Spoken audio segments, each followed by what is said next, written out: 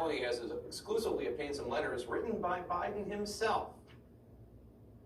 Everybody asks, what kind of Democrat? I'm an Obama Biden Democrat, man. After 8 years alongside President Obama, Joe Biden is coming back as a solo act. I'm ready to go. With his long record facing a new look under the spotlight of the 2020 campaign. Gentlemen and ladies of the Senate. One chapter receiving fresh scrutiny comes from his earliest years in the Senate, when he strongly opposed mandatory school busing.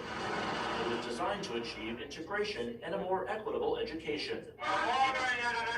It was the mid-1970s. Biden favored desegregation, but not through busing. What's less known is how he followed the lead of some of the Senate's most fervent segregationists. In a series of never-before-published letters reviewed by CNN, the strength of Biden's opposition to busing comes into sharper focus. On March 25, 1977, Biden wrote, "My bill strikes at the heart of the injustice of court-ordered busing. It prohibits the federal courts from disrupting our educational system."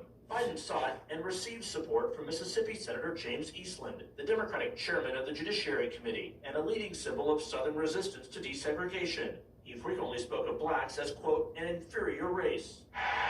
Biden reflected on that era earlier this year. There were a bunch of racists. There was, James O. Eastland, Mississippi Strong Thurman, and so on.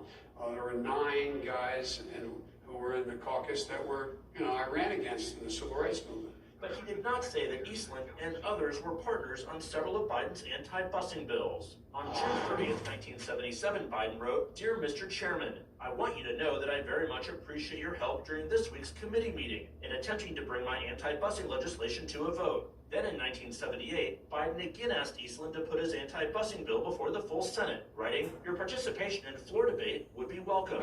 4 decades later, after building a strong civil rights record, Biden stands by his opposition to busing, arguing it did not address institutional racism.